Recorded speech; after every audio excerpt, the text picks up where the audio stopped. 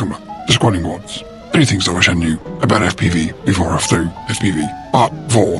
When you're flying a drone or a plane that doesn't have GPS and a fancy map, like for instance a DJI, the world will look very different from the air. Even if you're flying in a place that you're familiar with on ground level, once you're up in the air, believe you me, it all looks completely different. Make sure that... Excuse me? I lost my son. Can I please make an announcement? Of course. Goodbye, you little shit. that you're aware of landmarks where you're taking off from that you can use to navigate on the way back, because unless you've got some help telling you which direction to go, such as the GPS return to home arrows or the DJI map, then it's very easy to become very disorientated in the air. So use landmarks, potentially even check Google Earth before you fly, because believe you me, things look very different from the air and it's very easy to get lost. Tip number 1, I wish I knew before I started FPV, is it's incredibly easy to get lost in a place that you might have lived in for 20 years when flying from the air, because up there everything looks completely different. Tip number 2 that I would give to somebody before they started flying is, if you intend to start flying FPV, know what type of FPV that you want to fly. Do you want to fly cinematic, swooping, close, cinematic, smooth shots like in Hollywood? Or do you want to fly freestyle, where you literally dive in between gaps from 50 million foot in the air that are 2 inches wide, with your drone that's 5 inches wide? What's the problem here? Conductor, we have a problem! Conductor, we have a problem! Conductor, we have a problem!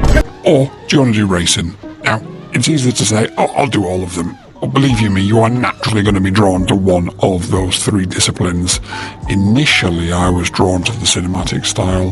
However, as soon as I changed my rates, I realised how much fun freestyle is, and now I'm a bit more on the freestyle side than I am cinematic. However, I'm really good at cinematic. So there is a crossover, so just be aware that before you take up FPV, there are 3 different types of the discipline. About FPV, before I started FPV, is the simulator isn't always as good as you think it is. Right, in the Everybody Matrix. sees me walking. I'm walking. Look. This plane. Is it moving? It's not moving.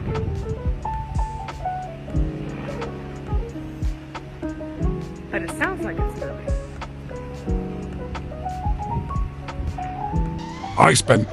I flew 10 years ago, stopped because of health reasons and the fact that every time I plugged a drone in, it may or may not turn into a nuclear accident. We took it up back in December 2021 when things had become a bit more advanced and we also had DJI as the video transmission signal.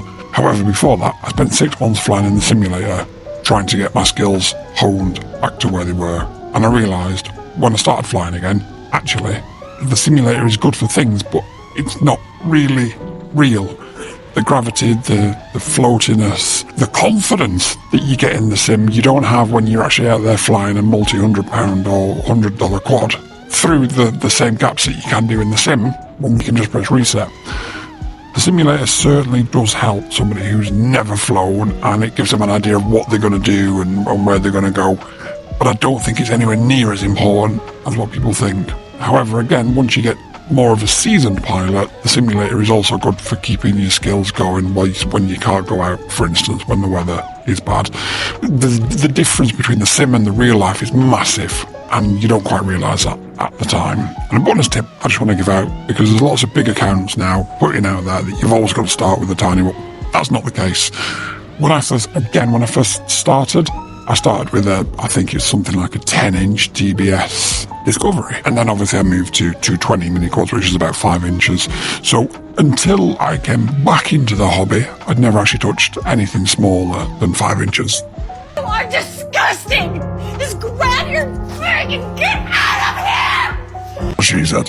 However, there's a lot of advice out there right now that people should fly in their first drones as tiny ups, and I get it, and there is a reason why people say that, and I respect that. However, when I first came back into the hobby, after being out of it for many years, the first drone I flew was a 5-inch Nazgul 6S. As long as you are risk averse and you have a safe space, let's not start with safe spaces, and you have a safe space to fly in, and you're risk adverse, so you realise that actually you can't just decide that you're going to land it right next to you when you've got zero skills. There's no reason at all why you shouldn't start with a 5-inch. But like I say, and I must stress this, you've got to be risk adverse, you've got to be fully aware of all the risks, and you must have a safe space to play with in.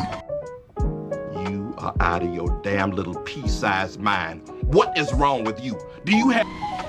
Within. I've been Quads, you've been amazing. Good night.